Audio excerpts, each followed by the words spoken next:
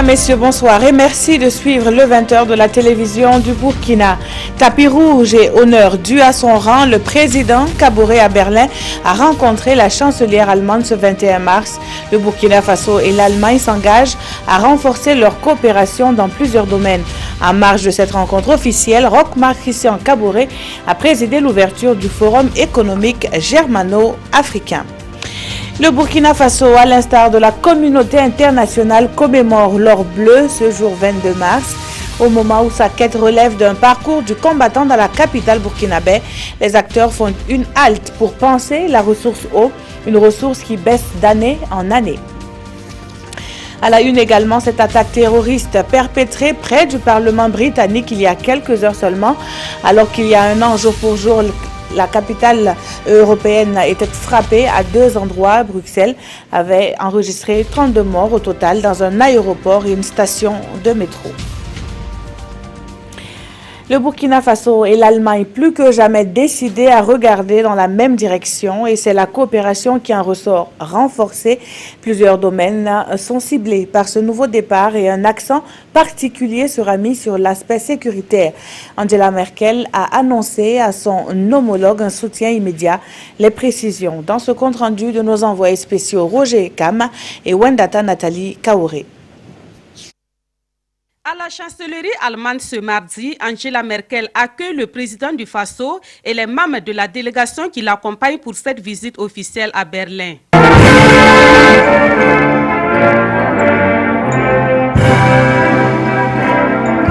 Après les hymnes nationaux des deux pays, le chef de l'État a eu droit à des honneurs militaires.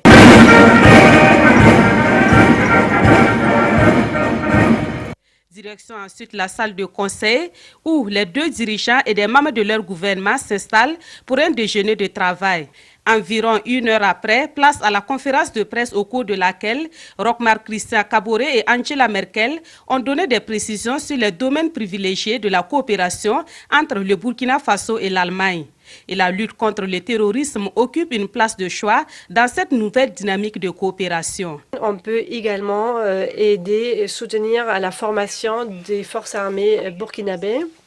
Et au-delà de la formation, peut-être dans le domaine de l'équipement, là, il faudra avoir plus d'entretien plus spécifique. C'est assez récent que le Burkina soit également victime du terrorisme, mais on va faire en sorte que cette initiative du G5 Sahel soit financée par les Nations Unies pour que ça soit efficace. Il a été question aussi de voir comment nous pouvons développer des programmes également dans ces régions pour favoriser effectivement le vivre ensemble au Burkina Faso et pour faire en sorte également que les personnes qui vivent dans ces zones qui sont difficiles se sentent concernées également par le développement. Parce qu'il faut allier, comme j'ai dit, la lutte contre le terrorisme et la lutte également pour l'amélioration du cadre d'existence des populations dans ces régions-là. En plus de la lutte contre le terrorisme, l'axe Ouaga-Berlin va se renforcer dans les domaines de l'agriculture, de la formation professionnelle et de l'énergie.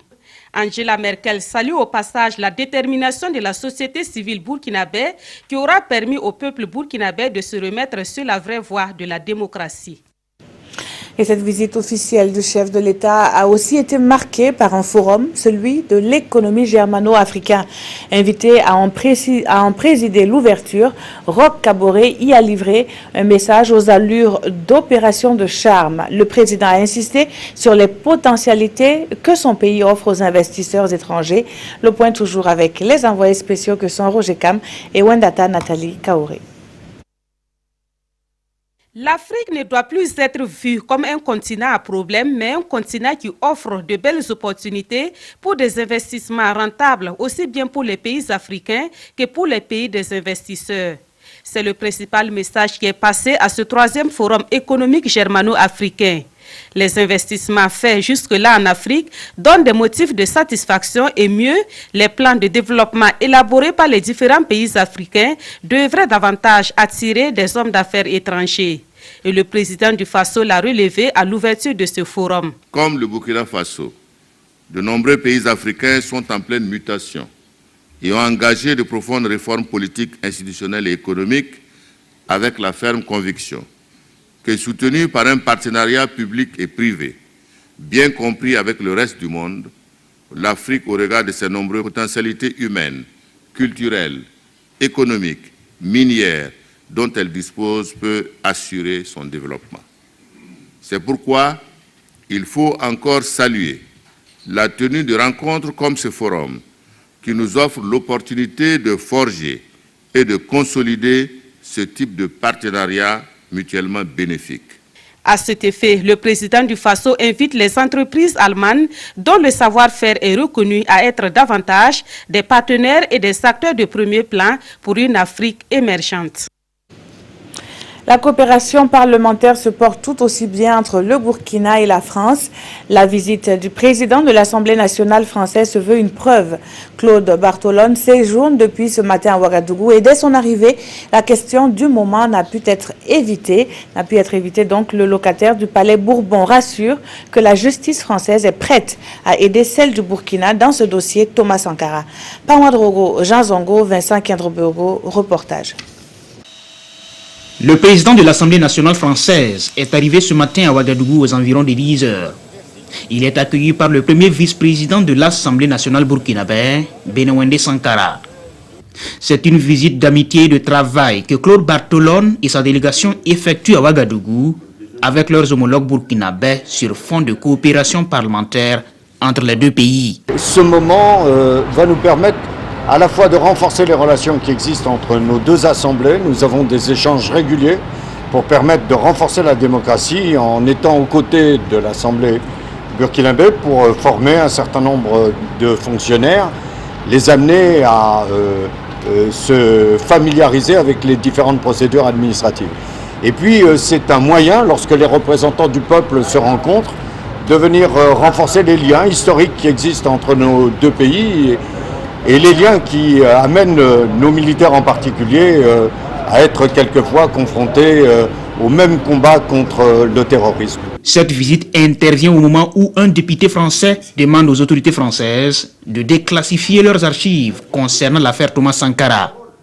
Ironie du sort, l'officiel français a à ses côtés l'avocat de la famille Sankara. Nous sommes, favorables à ce que la justice française puisse répondre à toutes les demandes qui émaneront de la justice du Burkina Faso pour qu'il n'y ait le moindre doute sur les relations qui doivent exister, y compris sur ce dossier entre la France et le Burkina Faso. La justice doit faire son travail et la vérité doit triompher. Claude Bartolone donnera une conférence de presse ce jeudi matin après une audience à l'Assemblée nationale.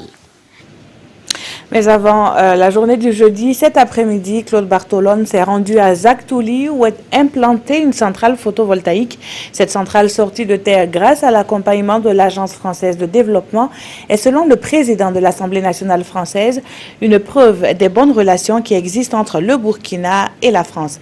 Le compte-rendu, c'est avec Tanga Kafando. Au projet de la centrale photovoltaïque de Zaktouli, le président de l'Assemblée nationale française, Claude Bartolone, donne un double sens. C'est d'abord pour lui la voie indiquée vers l'énergie de demain, l'énergie solaire. Et aujourd'hui, on sait très bien que l'énergie, on ne peut plus la produire comme cela a été le cas par le passé avec le tout pétrole. Il faut que l'on ait la préoccupation environnementale, individuellement et collectivement. Et ici, c'est cet exemple qui est réalisé avec comme énergie le soleil, et au Burkina Faso, vous en avez, il va y avoir la possibilité de fournir une partie de l'énergie indispensable aux habitants de ce pays et au pays. Donc voilà le genre d'initiative qui est bon pour l'individu, qui est bon pour le pays et qui est bon collectivement pour l'environnement. Financé en partie par l'AFD, l'Agence française de développement, ce projet est pour Claude Bartolone un acte concret du partenariat entre les deux pays, au-delà des discours. Ça me paraît aussi important quand l'on voit au niveau européen un certain nombre de réfugiés venir, y compris se noyer dans la Méditerranée. Si l'on veut que dans les années qui viennent, où il va y avoir 1,5 milliard d'habitants, 2050, sur le continent africain, si l'on veut éviter qu'ils ne prennent pas le risque de ces traversées, de mourir en Méditerranée ou dans le désert, il faut permettre à cette jeunesse qui va grandir sur le continent africain d'avoir droit au développement. Et ça aussi, ça participe à cela. Financée à plus de 28 milliards de francs CFA par l'Union européenne et l'AFD, la centrale photovoltaïque de Zagtouli produira à terme 33 MW par an et ce pendant 25 ans et le taux de réalisation des travaux est estimé à 40%. Nous sommes aujourd'hui le 22 mars et c'est la journée internationale de l'eau. Une invite est faite à l'ensemble des États à développer de nouvelles stratégies pour que l'eau soit utile aux populations. Cette commémoration intervient dans un contexte difficile d'accès à l'eau pour les habitants de certaines villes du Burkina. Adama Giti, Nyarkiteda, reportage. Rejet des eaux usées et excréta par-ci, longue file d'attente à longueur des journées à la recherche de l'or bleu par-là, c'est dans ce contexte que le Burkina Faso commémore la 25e journée mondiale de l'eau. La situation urge et interpelle l'exécutif qui s'engage à partir de la station de traitement des eaux usées des Zagtouli à changer de fusil d'épaule. Débarrasser désormais le pays de toute eau impropre en dégageant des stratégies pour valoriser les eaux usées pour réutilisation. Il faut savoir que autant nous avons accès à l'eau potable en quantité et en qualité, autant nous produisons des eaux usées avec tout ce que ça entraîne comme désagréments s'ils ne sont pas bien traités, s'ils ne sont pas bien gérés. Donc il y a une bonne corrélation qui est observée entre l'accès à l'eau potable et la production des eaux usées et excréta. Alors que le Burkina Faso est à la recherche de stratégies pour valoriser les eaux usées, au plan international, les acteurs, eux, posent la question pourquoi les eaux usées.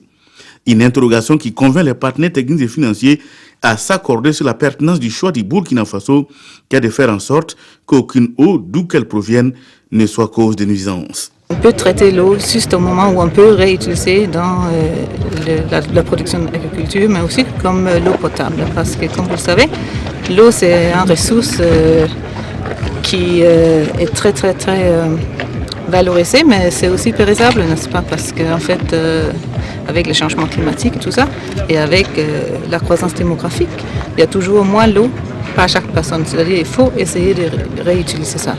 Le temps est donc donné et l'ambition des acteurs de la ressource eau et de l'assainissement, garantir aux populations d'ici à 2030 de l'eau et leur offrir un cadre de vie sain. Pour y arriver, le gouvernement compte mobiliser les ressources nécessaires et peut d'ores et déjà compter sur les partenaires techniques et financiers dans la recherche des fonds et les collectivités territoriales pour la mise en œuvre de cet ambitieux programme. Zorgo est la commune à l'honneur de la commémoration de cette 25e journée de l'eau. L'ONG Eau Vive, à l'initiative, récompense chaque année la commune qui s'est positivement illustrée en matière de gestion d'eau potable et d'assainissement. Direction Boromo pour la remise de prix qui porte le nom de l'illustre disparu Amar Badialo. Lamine Karantao et Mireille Carole Tougma pour les précisions. La commune de Zorgo, lauréat du prix Ama Arba Diallo dans le cadre de la Journée mondiale de l'eau. Un prix institué depuis 2015 par Eau Vive et qui récompense tous les 2 ans une commune qui a fourni des efforts significatifs en matière de fourniture de services d'eau potable et d'assainissement. Il y a eu des forages qui ont été réhabilités, il y a des forages qui ont été bien construits, il y a eu beaucoup de latrines qui ont été réalisées dans notre commune. C'est un prix qui honore notre commune. Pour cette 25e édition de la Journée mondiale de l'eau, célébrée ici à Boromo, Eau Vive fait un zoom sur les eaux usées et excréta. Une occasion pour réfléchir sur le rôle des communes dans la gestion des eaux usées. Nous avons besoin de plus de synergie entre toutes les parties prenantes pour adresser les bonnes questions et proposer les bonnes solutions quant à la gestion des eaux usées et des excrétas de manière générale, dans la mesure où ces problématiques impactent négativement la santé des populations, mais aussi l'environnement dans lequel nous vivons. C'est le 22 décembre 1992 que l'Assemblée générale des Nations unies a déclaré le 22 mars Journée mondiale de l'eau. Pour la célébration ici à Boromo, des panels, des courses cyclistes dont les meilleurs ont été récompensés ont marqué cette édition. Oui, Mireille Tougouma le rappelait, la gestion des eaux usées etc. est le thème qui retient l'attention des acteurs de l'eau en ce 22 mars. Nous faisons un zoom dans ce journal donc sur le traitement des boues de vidange à Ouagadougou. Une de nos équipes s'est rendue à la station de Zaktouli pour en savoir davantage. Suivez ce dossier signé Moussa Oudraogo et Aboubakar Sayon. En provenance de la ville de Ouagadougou, ce camion vidangeur fait son entrée à la station de traitement des boues de vidange de Zaktouli. Devant le lit de séchage, Moumouni Zengue, le conducteur, aidé par les ouvriers, ouvre les vannes et laisse couler le liquide. Bon, franchement, c'est très appréciable. Parce que dans les sites, on ne rencontre pas de difficultés comme ça. Mais souvent, dans la nature, bon, on a des difficultés avec des eaux et forêts, souvent les propriétaires terrains. Opérationnelle depuis septembre 2014, cette station a coûté plus de 700 millions de francs CFA. Les boues de vidange qu'elle reçoit sont traitées biologiquement dans les lits de séchage. Un lit de séchage, c'est quoi? C'est un ouvrage de réception composé d'un massif filtrant permettant de faire la séparation entre la matière solide et le percolat. Et après cette séparation, la partie solide reste sur les lits de séchage pour une durée de 21 jours. Après les 21 jours, la matière solide est raclée et dépoudrée pour sa maturité continue d'au moins 3 mois. Après ces 3 mois, ces boues séchées sont supposées être hygiénisées, prêtes à l'emploi, soit à l'agriculture, soit au compostage, soit à l'usage en tout cas d'engrais. La matière liquide passe par une série de bassins pour son épuration. À la sortie, en tout cas, les analyses montrent que les valeurs des paramètres que nous surveillons pour la pollution est nettement en deçà des valeurs des normes de rejet en vigueur au Burkina Faso. Donc vraiment c'est de meilleure qualité et qui peut être utilisée. Mais pour des mesures sécuritaires, nous recommandons toujours que ces eaux soient utilisées sur des cultures qu'on doit passer forcément par la cuisson avant d'être consommées. La station de Zaktouli a une capacité de 125 mètres cubes par jour et fait partie des 3 stations de traitement des boues de vidange construites par l'ONEA à Ouagadougou. Le ministère de l'eau et de l'assainissement veut aller plus loin dans la collecte et le traitement des eaux usées. Une station moderne de traitement et de valorisation des boues de vidange est en construction à Kosodo. À terme, cette station, quand elle sera fonctionnelle, une partie des excréments va aller à la production donc, de biogaz, une autre partie va aller à la production d'électricité qu'il va falloir injecter dans le réseau Sonabel que vous connaissez, et les eaux traitées vont aller à la production. L'objectif de la réalisation de ces infrastructures est de parvenir à une gestion collective des eaux usées et excréta, car déversées dans la nature, les boues de vidange peuvent avoir des conséquences sur la santé et l'environnement. Les boues de vidange sont constituées généralement des germes de maladies, des micropolluants, des substances chimiques très toxiques et dangereuses pour la santé humaine. Également, ces boues de vidange entraînent une perturbation de l'environnement, des écosystèmes, qu'il s'agisse des eaux de surface, qu'il s'agisse des eaux souterraines. L'ONEA ambitionne construire dans les années à venir une autre station de traitement des boues de vidange à Ouagadougou, mais aussi dans les villes de Koudougou, Fada, Banfora et Waïgouya. Et c'est par ce reportage que nous refermons ce chapitre consacré à la commémoration de la Journée mondiale de l'eau, célébrée chaque 22 mars de chaque année. La suite de ce journal, et nous revenons sur la conférence de presse animée hier par les conseillers municipaux de l'UPC. Selon ce parti, la gestion de la ville de Ouagadougou présente des incohérences. Que nenni, rétorque le maire central de la commune qui crie à la ruse politique. Précision avec Oualé Nébié et Bouma Ernest Nébié. Le maire de la ville de Ouagadougou, Arma Bewende, réagit aux propos des conseillers municipaux de l'UPC selon lesquels Ouagadougou est actuellement mal géré. Des propos que celui-ci rejette en bloc. Nos amis de l'UPC font un amalgame entre le temps de campagne et le temps du travail. C'est vrai qu'il y a une campagne municipale complémentaire et partielle qui concerne un arrondissement de Ouagadougou qui aura bientôt lieu, mais ce n'est pas une raison pour raconter des contre-vérités parce que nous sommes en campagne. Parce que dans tout ce qu'ils ont dit, il n'y a pas un seul mot, je les défie, Il n'y a pas un seul mot qui est vrai. Les conseillers de l'UPC ont dénoncé au cours de leur conférence de presse des incohérences dans la répartition du budget de la commune de Ouagadougou. Des reproches que le maire trouve injustes. Le budget est un budget qui a été adopté unanimement et par acclamation pendant la session budgétaire. Et mieux encore, avant que le budget ne vienne en session, il vient dans une commission qui est la commission finance, dans laquelle les conseillers UPC prennent part. C'est eux qui l'étudient et qui après le présentent enfin en conseil municipal. On ne peut pas avoir participé à l'élaboration, à l'adoption d'un budget et sortir dire à la presse et aux Ouagavillois que ce budget a été fait envers et contre vous. Ils ont eu toute la latitude d'en discuter pendant nos plénières. S'il y avait un grief contre ce budget, ils auraient dû voter contre, mais ils ont tous acclamé le budget.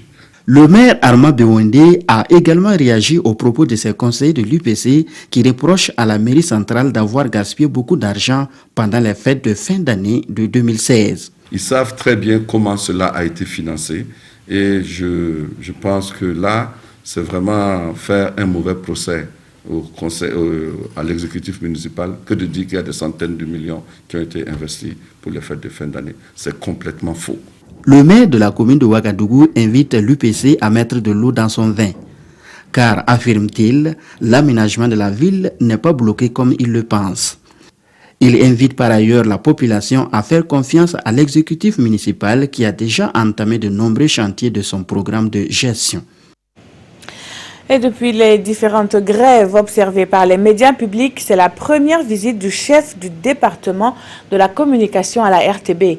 Un nouveau départ, c'est ce que préconise Rémi Dandino pour un rayonnement de la chaîne publique dont l'importance a du reste été rappelée. Le point de cette visite avec Konsoum Koulibaly et Nathalie Savadogo. Le ministre de la Communication dans les locaux de la télévision nationale. Le premier responsable du département vient s'enquérir des nouvelles de l'évolution des activités de la structure. De la régie de transmission au studio de diffusion, en passant par les archives, le service de programme, du sport et de la comptabilité, le ministre a pu toucher du doigt les réalités de la maison. Lorsque nous sommes arrivés, nous avons obtenu du gouvernement un effort de 300 millions de francs pour la numérisation du nodal. Donc il était important que nous puissions regarder effectivement si cet argent, dans une période de difficulté que nous avons pu obtenir, avait été utilisé à bon escient. Au niveau du serveur, il y a eu des problèmes il y a quelques jours et nous avons voulu comprendre la base des problèmes était située à quel niveau. Ça nous a été expliqué et nous avons écouté également les possibilités de solutionnement qui sont offertes donc par les techniciens sur cette question-là. Toutefois, des défis restent à relever et sans langue de bois, agents et ministres ont ensemble débattu des problèmes liés à la grille de programme et au manque de matériel qui mine le bon fonctionnement de la structure. L'un des grands défis pour l'heure est le passage à la TNT, la télévision numérique terrestre, dont la date butoir est prévue pour le 30 septembre prochain. L'autre défi étant la mutation de la RTB en société d'État. L'élément qui nous reste à mettre en œuvre, mais on a jusqu'à la fin du semestre pour le faire, c'est l'étude sur le passage à la société d'État. Donc les commissions ont travaillé, ils ont défini les thèmes de référence et les entreprises chargées de faire ces études-là vont être choisies. Elles produiront donc les résultats et ensuite les différents acteurs, Minefid, commerce, communication et syndicats choisiront donc la voie la meilleure pour aller vers la société d'État. Du reste, le ministre a tenu à féliciter tous les agents pour le travail abattu tous les jours et les a interpellés à redoubler d'efforts pour une culture de l'excellence. Ils sont des milliers à vivre sur le territoire burkinabé et ce depuis plusieurs années.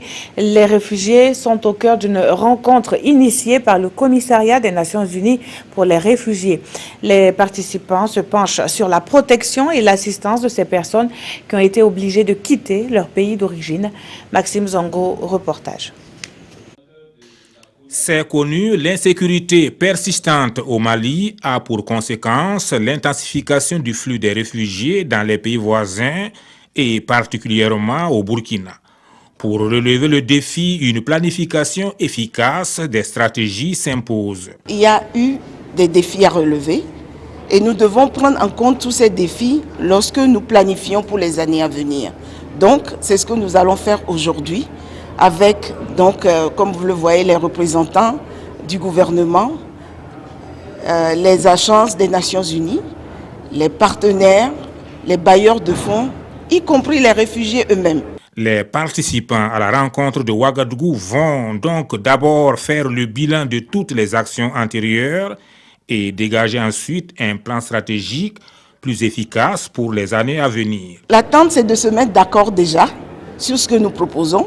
Nous pouvons éventuellement améliorer ce que nous avons proposé et ça nous permet également d'avoir les avis des uns et des autres. Donc nous nous attendons à la fin de la journée d'avoir un plan d'action qui soit efficace et efficient. Sur le plan structurel, le HCR envisage le renforcement des capacités de l'État en vue de favoriser une rétrocession progressive de certaines infrastructures.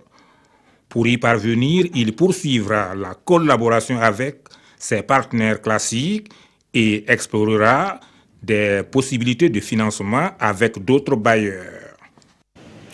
Elle s'intéresse plutôt à la protection de l'enfant. L'ONG Save Children lance à cet effet un projet pour soutenir les enfants marginalisés, rejetés ou abandonnés. Ces derniers pourraient alors sourire une fois de plus à la vie dans une nouvelle communauté. Adama Guiti et Zalissa Sanfo nous en disent plus. Des enfants dans la rue, dans des galeries, des enfants marginalisés et livrés à eux-mêmes. L'ONG CIV Children dit stop à ces statuts qui n'honorent ni ses enfants, ni les parents de ses enfants. Et c'est à travers ce nouveau projet, dénommé Projet intégré de protection de l'enfant et le renforcement de l'environnement familial et communautaire, lancé ici aujourd'hui, que CIV Children veut sortir ses enfants de ces lieux où ils n'auraient jamais dû être.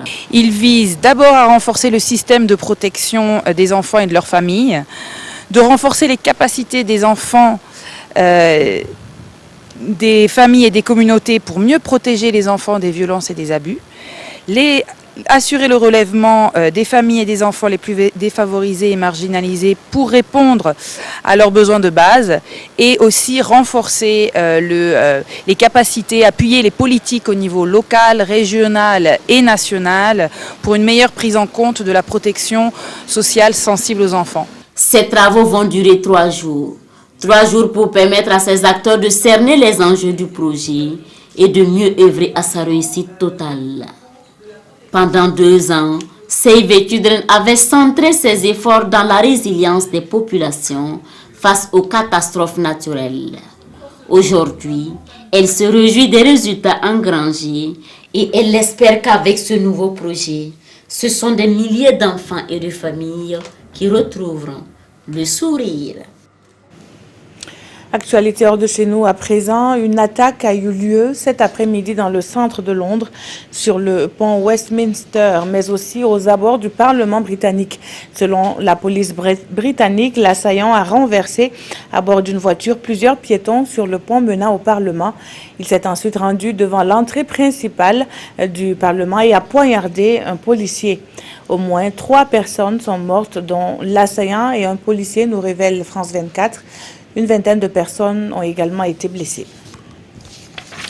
Et pendant ce temps, la Belgique se souvient du drame qu'elle a vécu il y a 1 an, jour pour jour. Le double attentat avait frappé un aéroport et une station de métro de la capitale, faisant 32 morts. Les autorités belges ont marqué cet anniversaire par plusieurs commémorations dans la capitale. La Belgique n'oubliera jamais les attentats du 22 mars 2016.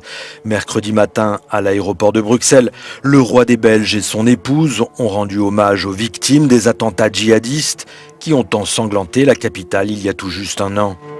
Les pires attaques terroristes qu'ait jamais connues la Belgique ont fait 32 morts et plus de 320 blessés.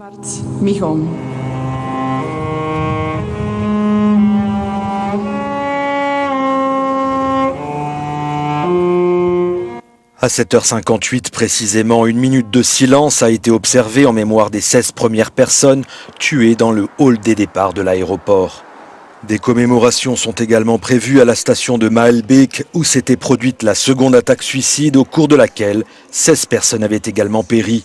Une sculpture monumentale sera inaugurée dans la matinée. La visite de Marine Le Pen, la candidate du Front National à l'élection présidentielle française, fait débat dans les journaux. La gouvernance des collectivités territoriales et la visite du président du Faso en Allemagne sont autant de sujets abordés dans les quotidiens du jour, lus pour nous par Aimé Solange-Guigma. Intensifier la coopération germano-burkinabé pour un nouveau paradigme du partenariat avec le G20, c'est ce que retiennent à Sidouaya et aujourd'hui au Faso de la visite du président Roch-Marc Christian Kaboré en Allemagne. Une visite au cours de laquelle le Burkina a été perçu comme un modèle de succès démocratique et de bonne gouvernance en Afrique, indique le quotidien. Au même moment, le groupe municipal de l'UPC dénonce dans l'Observateur Palga la gestion du maire de Ouagadougou. Il trouve qu'il y a des incohérences dans la gestion du budget de la commune, précise le pays.